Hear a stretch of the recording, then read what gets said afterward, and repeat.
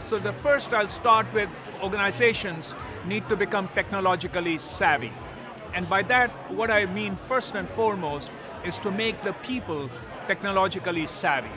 And it's not as easy as it sounds, or rather, no, it's easy, but it's not as simple as it sounds, because a lot of companies, they fall into the trap, or what I would say is applying a digital lipstick.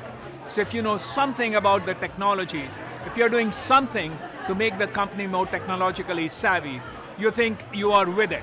It's almost like a retailer, creating an online channel and saying now you're going to beat Amazon. No. By technologically savvy, what I mean is actually not a digital lipstick, but actually a digital heart transplant.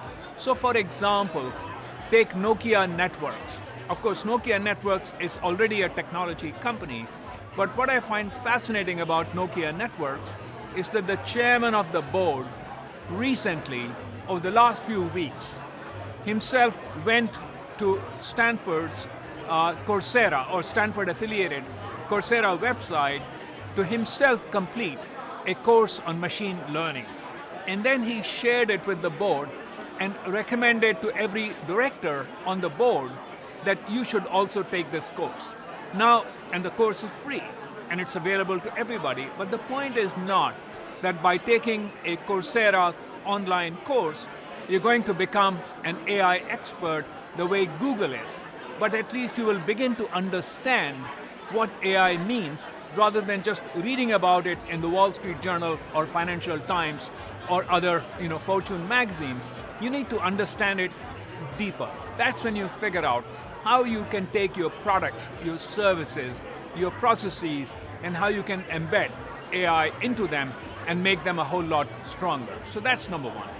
The second organizational skill, because what AI is doing as part of the whole digital revolution is actually, it's shortening the half-life of current business models, of current products and processes.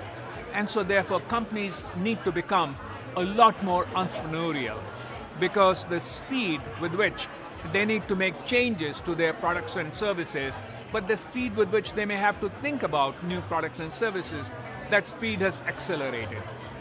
And if they cannot do that, they're going to be basically undone by somebody coming from the periphery and stealing their breakfast, lunch, and dinner.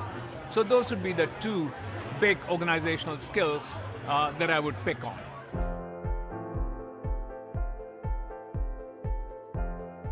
So I would pick three ways in which AI affects the role of human judgment and makes the role of human judgment more important. So number one actually is in the creation of AI algorithms themselves. Because AI algorithms ultimately don't come out of nowhere. They come out through the process of the machine learning. But when we say the machine learns, actually the machine has to be fed what is a success and what's a failure. And then the machine figures out, okay, and so then, what is it about the logic, about the algorithm that creates a greater chance of success and a less chance of failure?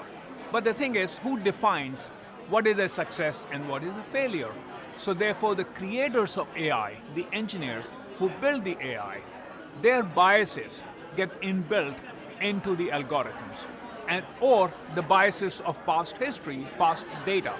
So whether it's a bank that is making decisions about who to say yes or no to for loans, or it is a chatbot so role of human judgment, number one, is in the creation of the algorithms themselves, so that they are not already inheriting biases, or at least the wrong kind of biases that they need to inherit. So that's number one.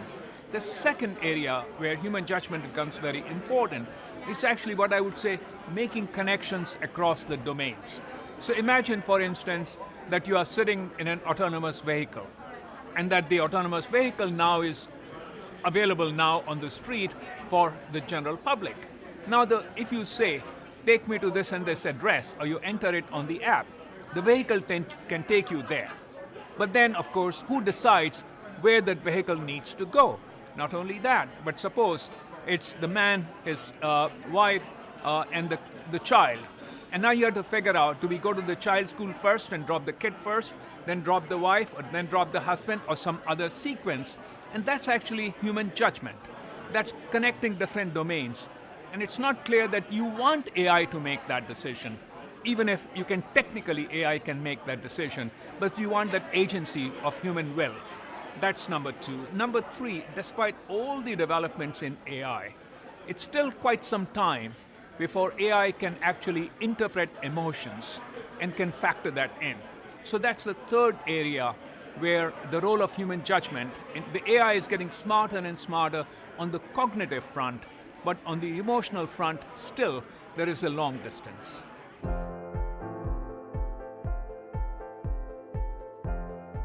The role of people in organizations really is because these days, AI is so big, and there is so much news about machines essentially taking over from humans and treating humans like the way we treat microbes.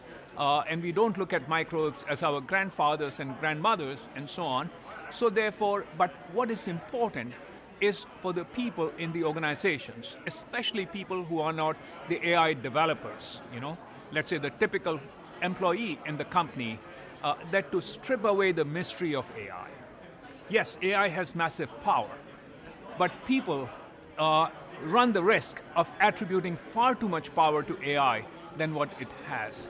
And so number one is to strip away that mystery, and the only way to strip away that mystery is what I was saying earlier, is to have people take, for example, online courses that exist out of Harvard, out of MIT, out of Stanford on AI.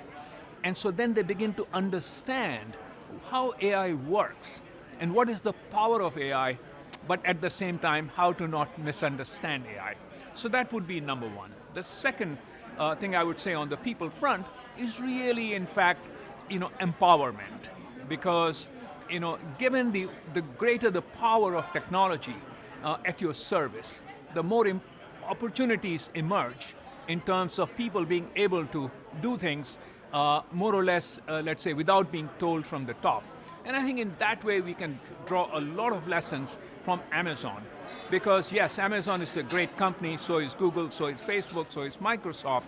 But even among those big companies, Amazon is moving faster.